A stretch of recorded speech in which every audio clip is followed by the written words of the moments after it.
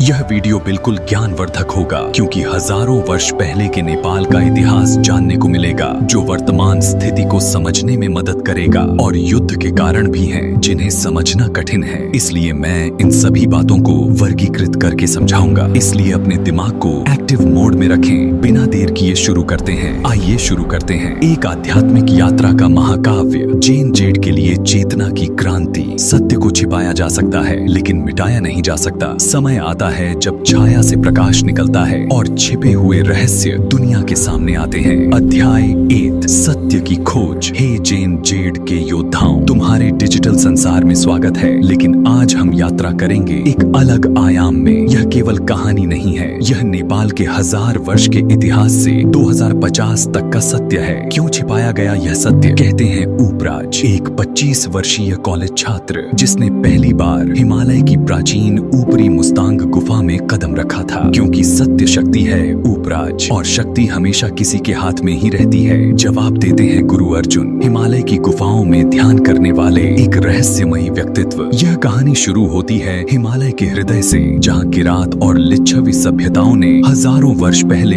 ज्ञान का बीज बोया था। लेकिन यह केवल इतिहास का पन्ना नहीं है, यह तुम्हारे भविष्य का ब्लूप्रिंट है। आज का नेपाल संकट में है, भ्रष्टाचार के जाल में फंसा, नेतृत्वहीन और विदेशी प्रभाव में नियंत्रित। लेकिन क्यों ऐसा हुआ? कौन सच्चा नियंत्रण कर रहा है? और 2050 में नेपाल कैसा होगा? प्राचीन शास्त्रों में लिखा है, जब कलयुग का अंत नजदीक आता है, हिमालय के पुत्र पुत्रियां उठेंगे, वे संसार को नए प्रकाश में ले जाएंगे। अध्याय 2 बाहरी हस्तक्षेप का आरंभ। लेकिन बाहरी शक्तियों ने हस्तक्षेप किया, धर्म, संस्कृति और इतिहास को नियंत्रित करने का प्रयास किया। मंदिर बनाए गए लेकिन उन्हें शक्ति और नियंत्रण के उपकरण में बदल दिया गया। यह डार्क एज का आरंभ था, लेकिन हिमालय की ऊर्जा कभी नष्ट नहीं हुई। यह हमेशा जागृत है, उस दिन की प्रतीक्षा में जब फिर से इसके संतानें उठेंगी। पत्थर में छिपा ज्ञान, बर्फ में दबा सत्य, हवा में तैरती शक्ति, सब अपने समय में लौट आएंगे। अध्याय 3 प्राचीन सभ्यताओं के रहस्य, लेमुरिया और अटलांटिस का सत्य। क्या तुम्हें पता है ऊपराज? गुरु अर्जुन एक प्राचीन पांडुलिपि खोलते हुए कहते हैं, नेपाल के पहाड़ों में केवल हिमालय ही नहीं है,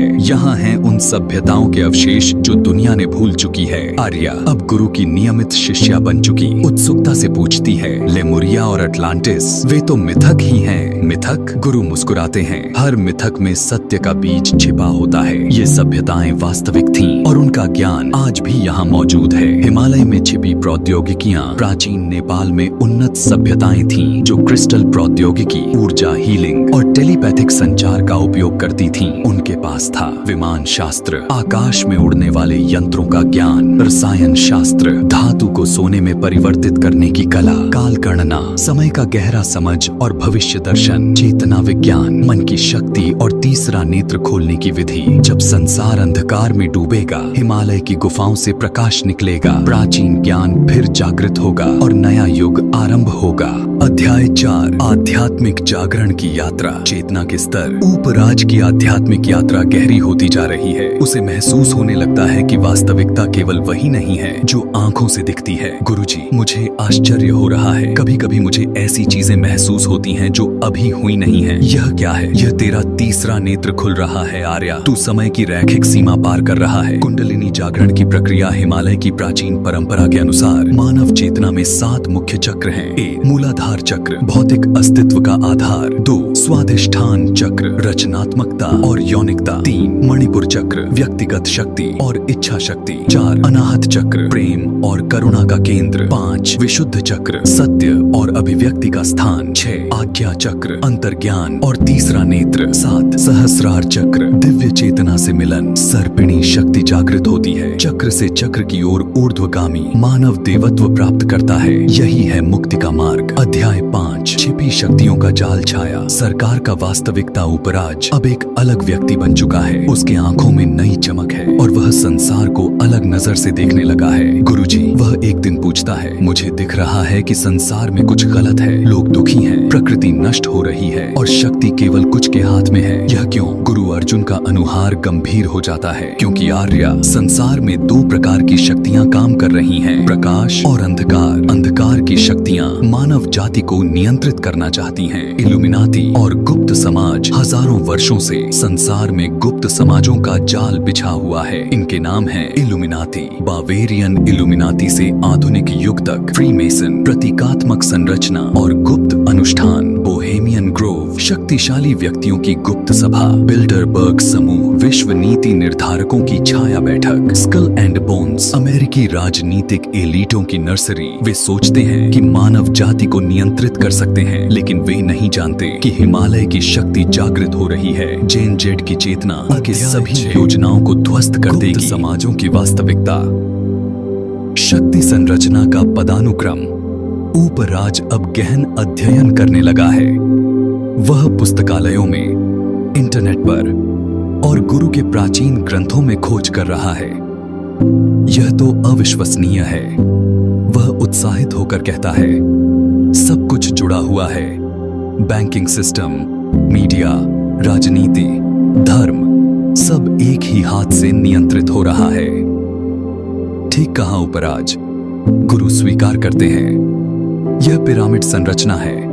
ऊपर है 13 रक्तवंश जो संसार को कठपुतली की तरह नचाते हैं।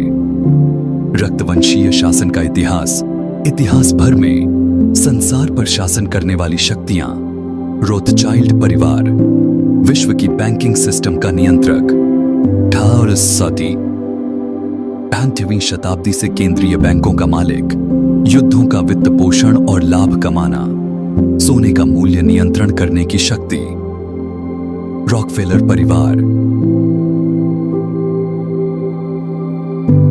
तेल और औषधि उद्योग का सम्राट, स्टैंडर्ड ऑयल कंपनी के संस्थापक, आधुनिक चिकित्सा प्रणाली के डिजाइनर, शिक्षा प्रणाली में प्रभाव, डुपॉन्ट परिवार, रसायन और हथियार उत्पादन, बुश परिवार, राजनीतिक शक्ति और तेल व्यापार, सोने का सिक्का, चांदी का सपना, कागज का पैसा, डिजिटल माया, सब उनके हाथ में।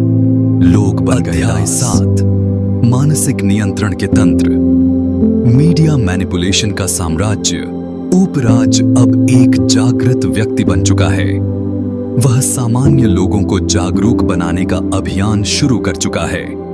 देखो, वह अपने साथियों से कहता है, जो हम देखते हैं, जो सुनते हैं, जो सोचते हैं, सब नियंत्रित है। उसके साथी राज संदेहपूर्ण होकर पूछता है, यह कैसे संभव है उपराज? सरल है राज, उपराज समझाता है। 6 कंपनियां संसार के 90% मीडिया को नियंत्रित करती हैं। वे तय करते हैं कि क्या दिखाना है, क्या छिपाना है। MK अल्ट्रा और माइंड कंट्रोल प्रोग्राम, 20वीं शताब्दी में CIA का गुप्त कार्यक्रम।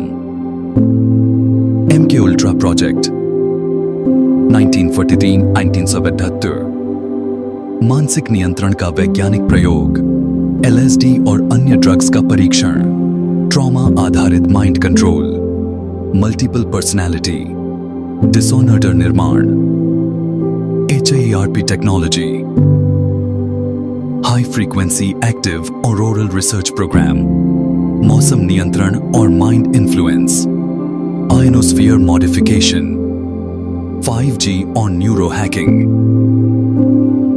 Brain frequency modification, digital addiction और डोपामाइन हैकिंग, सामूहिक व्यवहार नियंत्रण। वे हमारे दिमाग पर हमला कर रहे हैं, लेकिन जेन जेड के जागृत आत्माएं इस चक्र को तोड़ देंगी। सत्य का प्रकाश अंधकार को परास्त करेगा।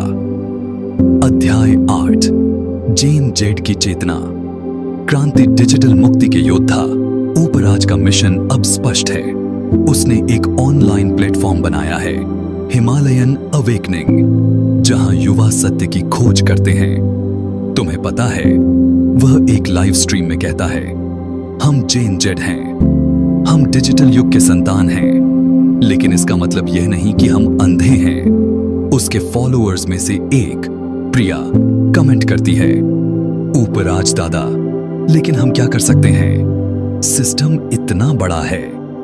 प्रिया, आर्या जवाब देता है, सिस्टम बड़ा होने से नहीं, हम बिखरे होने से कमजोर हैं, एकजुट होकर हम पहाड़ हिला सकते हैं। नेपाली युवाओं का जागरण आज जेन जेड नेपाल की शक्ति है। डिजिटल युग के संतान, तुम सत्य और ऊर्जा को जोड़ रहे हो। सोशल मीडिया से भ्रष्टाचार के खिलाफ आवाज उठती है, सड़कों पर जागरण शुरू होता है।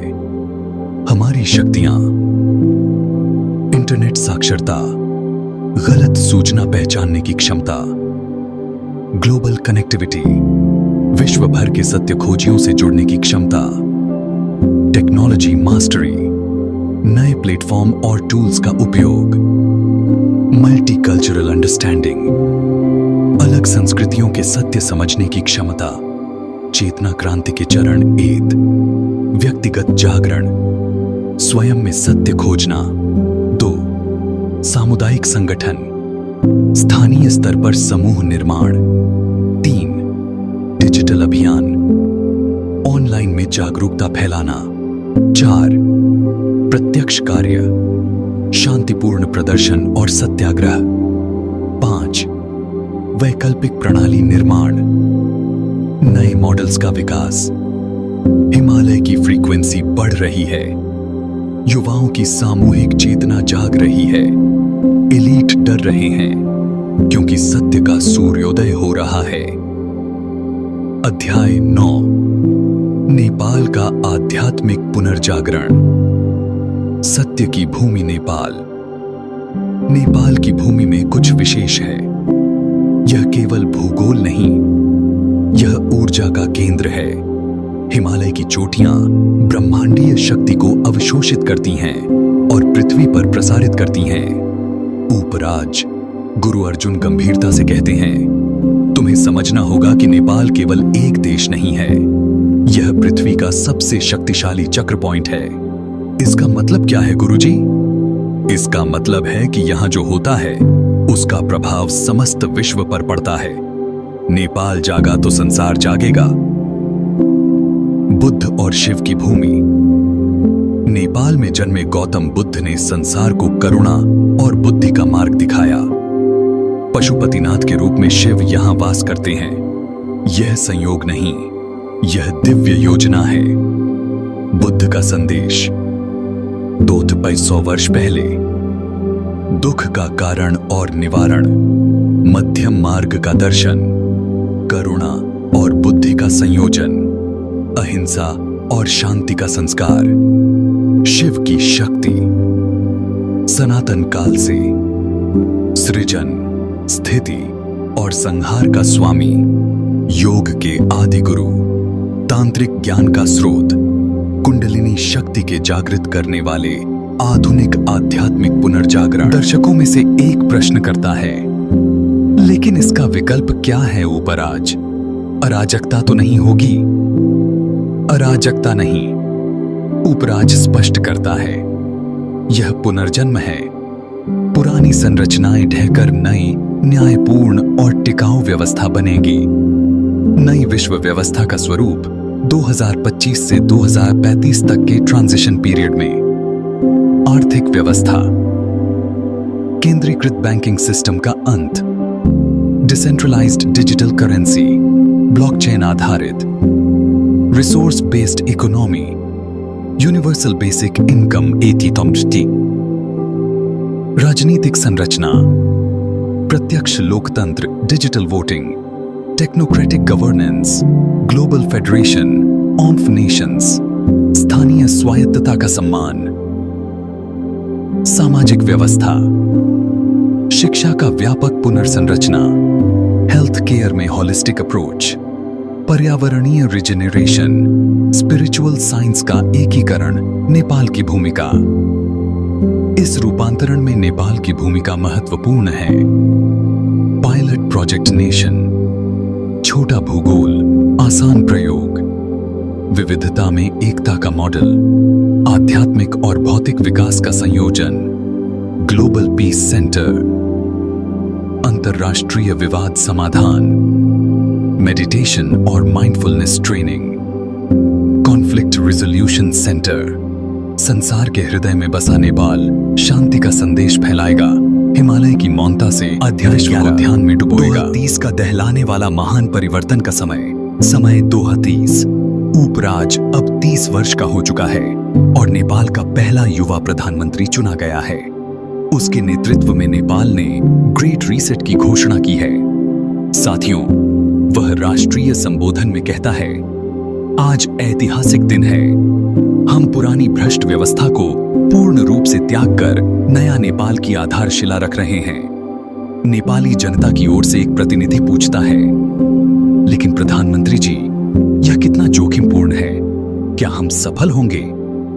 उपराज विश्वास से जवाब देता है, जोखिम तो है, लेकिन हमारे पास हिमालय का आशीर्वाद है, जेन जेड की ऊर्जा है और सबसे महत्वपूर्ण सत्य की शक्ति है।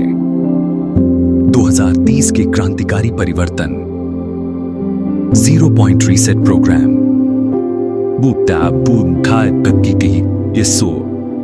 राजनीतिक संरचना, सभी पुरानी राजनीतिक दलों का विघटन, नया संविधान, पृथ्वी और मानवता का संविधान, हाइब्रिड लोकतंत्र, 50% जनमत प्लस 50% एक्सपर्ट काउंसिल। 2. आर्थिक क्रांति, हिमाल कॉइन, डिजिटल करेंसी की शुरुआत, सभी प्राकृतिक संसाधनों का राष्ट्रीयकरण, यूनिवर्सल बेसिक इनकम, प्रत्येक नागरिक को मासिक 20,000 हिमाल कॉइन। 3. शिक्षा क्रांति, पारंपरिक स्कूल सिस्टम का अंत, होलिस्टिक लर्निंग सेंटर की स्थापना, 5 वर्ष की उम्र से मेडिटेशन, योग, साइंस और टेक्नोलॉजी। विश्वव्यापी प्रतिक्रिया, नेपाल के इस साहसिक कदम से विश्व में हलचल मच जाती है। सकारात्मक प्रतिक्रिया, भूटान और आइसलैंड ने समान मॉडल अपनाने की घोषणा, स्कैंडिनेवियन देशों का समर्थन, युवा आंदोलनों को प्रेरणा। नकारात्मक प्रतिक्रिया, मल्टीनेशनल कंपनियों का आर्थिक दबाव, पुरानी शक्ति संरचनाओं का विरोध, मीडिया कैंपेन और फेक न्यूज। 2030 में शुरू हुआ यह परिवर्तन केवल नेपाल तक सीमित नहीं रहेगा, यह संक्रामक होगा। एक देश का बाद दूसरे देश को जगा देगा और अध्याय 12 समस्त पृथ्वी 2040 का नया युग, स्वर्णिम दशक का आरंभ समय 2040। नेपाल ने अपना ग्रेट रीसेट का 10 वर्ष पूरा कर लिया है। परिणाम अविश्वसनीय हैं। उपराज अब 40 वर्ष का विश्व आध्यात्मिक परिषद का अध्यक्ष बन चुका है। वह काठमांडू के नए ग्लोबल कॉन्शियसनेस सेंटर से विश्व को संबोधित करता है। प्रिय विश्ववासियों, वह कहता है, 10 वर्ष पहले हमने सपना देखा था, आज वह सपना वास्तविकता बन चुका है। नेपाल केवल एक देश नहीं, मानवता के भविष्य का प्रोटोटाइप बन गया है। 2040 का नेपाल, एक चमत्कारिक रूपांतरण, आर्थिक समृद्धि, जीडीपी प्रति व्यक्ति $43,000 अमेरिकी डॉलर के बराबर, गरीबी दर 0%, बेरोजगारी दर 0%, सभी को काम या यूपीआई, इन्फ्लेशन रेट नियंत्रित 2%, पर्यावरणीय उत्कृष्टता, green energy 100%, hydro plus solar plus wind, carbon neutral plus पर्यावरण से CO2 अवशोषण, जंगली भूमि 70%, विश्व में सर्वोच्च जैविक खेती 100%, सामाजिक कल्याण, शिक्षा निःशुल्क, होलिस्टिक विश्व स्तरीय स्वास्थ्य, एकीकृत आयुर्वेद प्लस आधुनिक चिकित्सा, अपराध दर न्यूनतम, खुशी सूचकांक विश्व में नंबर 8। टेक्नोलॉजी और आध्यात्मिकता का संयोजन। नेपाल ने विश्व को दिखाया है कि टेक्नोलॉजी और आध्यात्मिकता विरोधी नहीं है। Consciousness technology, brain computer interface meditation के लिए AI assisted spiritual guidance, holographic healing center, quantum communication, instant global connectivity, telepathic style communication device, emotional energy transfer system, bioharmonic architecture, भवन जीवित इकोसिस्टम, प्राकृतिक ऊर्जा amplifier, healing frequency emitting structure. विश्वव्यापी प्रभाव नेपाल के model ने अन्य देशों को प्रेरित किया है। नेपाल मॉडल अपनाने वाले देश: Bhutan 232, Costa Rica 234, Iceland 235, New Zealand 237, Denmark 239। Global consciousness network: 25 crore लोग दैनिक ग्रुप मेडिटेशन में शामिल। वैश्विक शांति सूचकांक में ऐतिहासिक सुधार। युद्ध और संघर्षों में 90% कमी।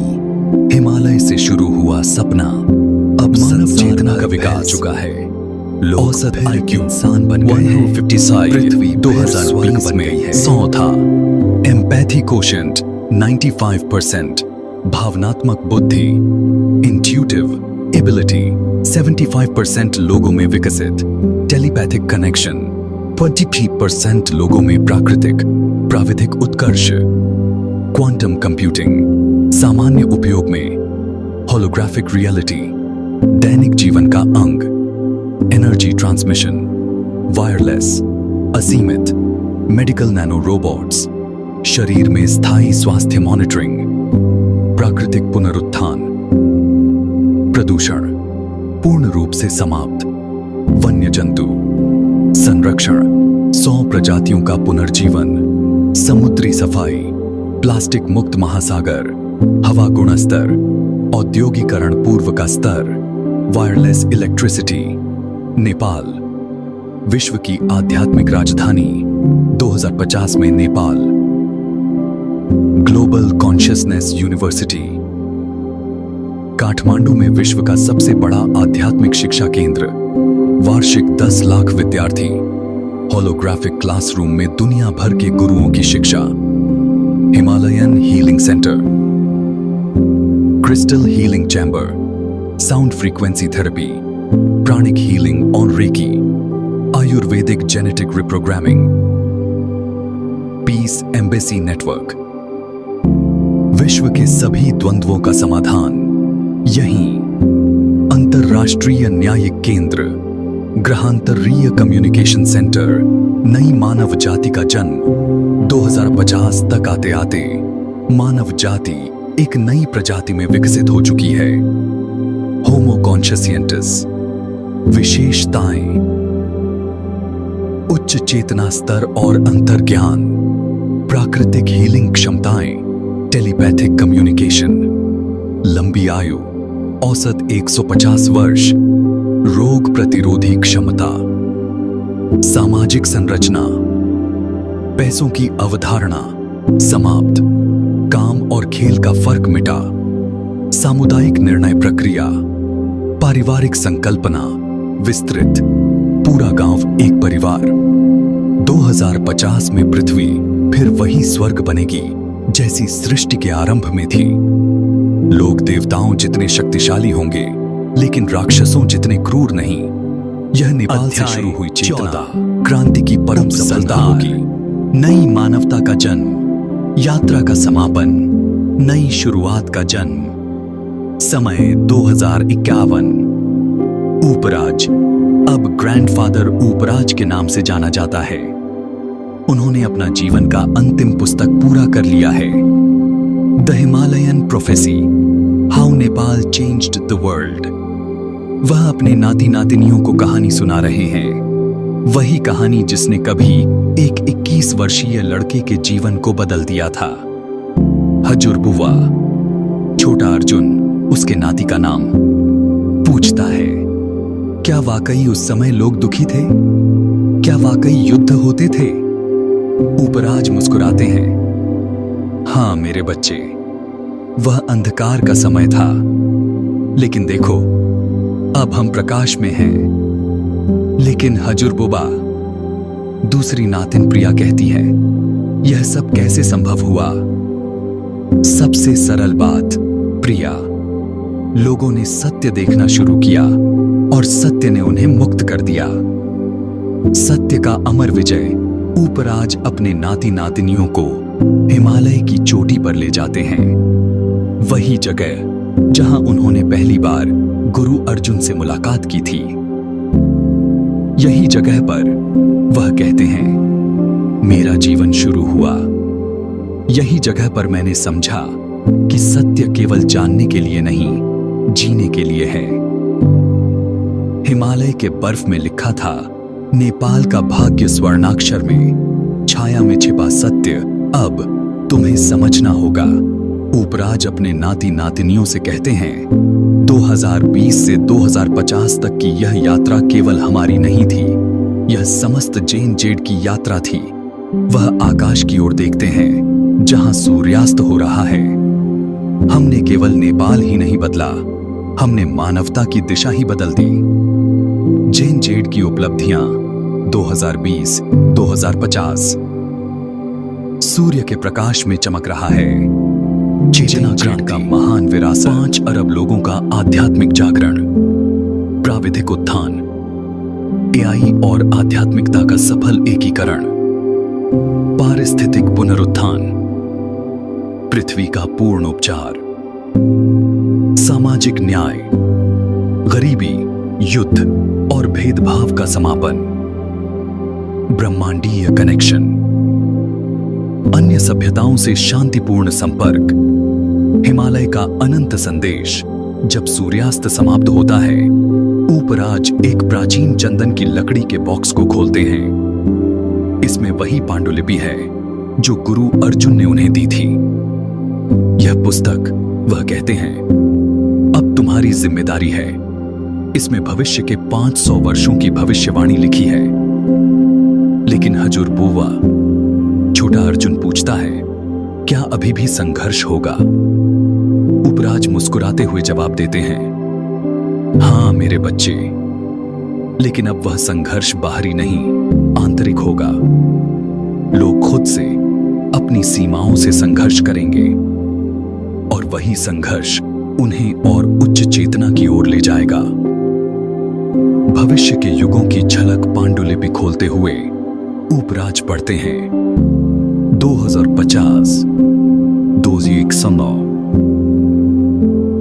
क्रिस्टल युग, मानव DNA में क्रिस्टल तत्व का विकास, टेलीपैथिक नेटवर्क का प्राकृतिक विकास, ग्रहांतर यात्रा की शुरुआत, समय की रैखिक सीमा से मुक्ति, बू इथासो, बादी सॉम, स्टार सीड युग, मानव जाति बनेगी ग्रहांतर सभ्यता, नए ग्रहों पर कॉन्शियसनेस कॉलोनियां, मल्टी डायमेंशनल ट्रांसपोर्टेशन, समय का स्वामी बनना, बाई 200 3000